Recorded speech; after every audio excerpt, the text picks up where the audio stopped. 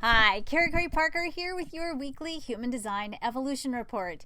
This week brings us the question, what are you committed to? With the sun in the gate 29, we are exploring our commitment, our devotion, our yeses in life, and asking ourselves if we're really in a very physical, tangible, manifested, embodied way, living a life in alignment with our true desires, with our true intentions, with our true commitments.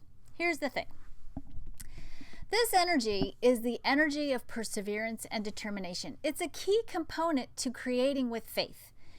It's the energy that gives us the perseverance, the determination, the devotion to a perspective or a dream or an idea, to the embodiment of love in the chart. It gives us the energy to tend to that commitment, to tend to that vision, that devotion, each and every day until we bring it forth into manifested form. Think of an Olympic athlete. When we see the Olympics and the end result of years and years of sacrifice and training, devotion, commitment, these are people who oftentimes from a very, very early age have been giving up. And it doesn't feel like giving up to them, by the way, because it's their commitment, it's their devotion. This is part of their path. But they have eschewed a normal lifestyle and begun at a very early age to get up at 5 o'clock in the morning and go to the ice rink or go train, go run. And that daily commitment, that daily devotion to taking the manifested step, the earthly based step each and every day towards the fulfillment of that vision is the essence of their commitment, their devotion. This is what we're exploring this week. How committed and devoted are you to really creating what you want in your life? The truth is, most of us are settling. Most of us come up against that place where we cannot create beyond what we think is possible, or we come up against our own sense of worth. Maybe you come up against your own sense of lovability. You question your power. Maybe you've made agreements in your life along the way that said you can't go beyond a certain set point in the manifestation of the fulfillment of who you truly are. This week, the energy of the sun asks us, is all of that really true? Are those agreements that you made about settling for less than?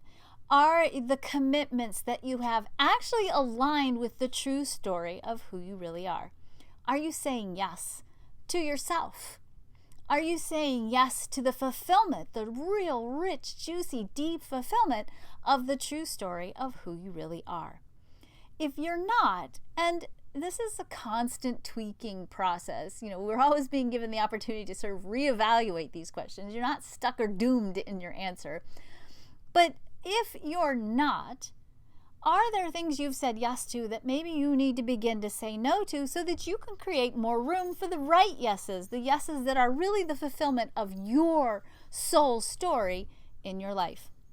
Now, this energy is always paired with the earth in the gate 30, called the clinging fire.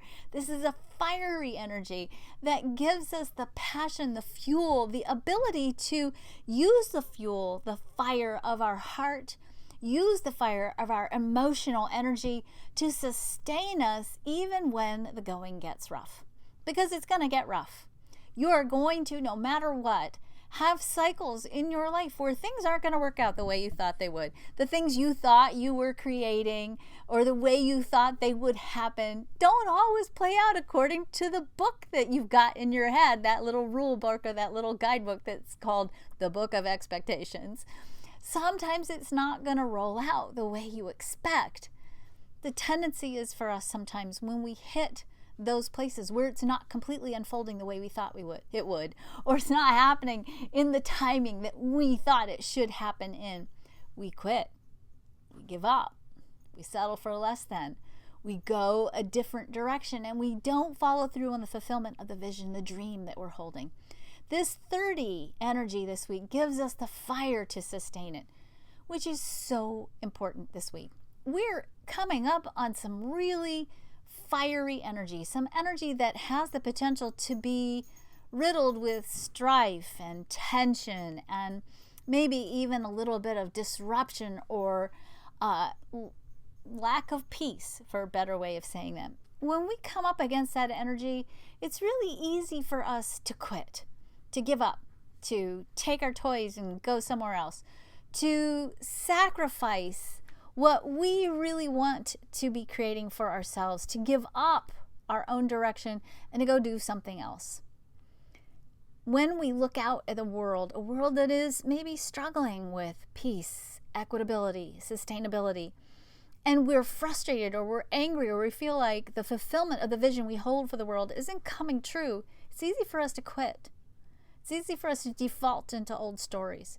It's easy for us to forget the power of keeping our eye on the prize as we think about what are we creating in this world right now, together, collectively, with our vision of what's possible. We're being given a really beautiful opportunity with these transits this week to really explore where are we perhaps failing to be devoted to a vision of what's possible, not only in our personal lives, but in the world itself. Have you maybe given up your commitment to your own dream or to the dream of the possibility of creating a world of equitable, sustainable resources and peace? If we stop devoting ourselves to the vision, if we lose connection with that inner fire that gives us the fuel to hold on even when it doesn't look the way we thought it should look, if we lose that connection, we actually start creating in the opposite direction. Remember, and I know you know this, but it's always good to review, where you put your energy and attention is where you get growth and results. If you're not focusing on what you want, and you're instead focusing on what you don't want, what's despairing, what's frustrating, what feels out of alignment with what you know in your heart is truth, you start creating in the opposite direction of what you really want. So this week, in addition to asking yourself, what are you committed to? What are you devoted to? What do you need to add to expand on the yeses in your life? I also want to encourage you to look at where perhaps are you stopping yourself short from sustaining the vision of what you want to be creating in the world?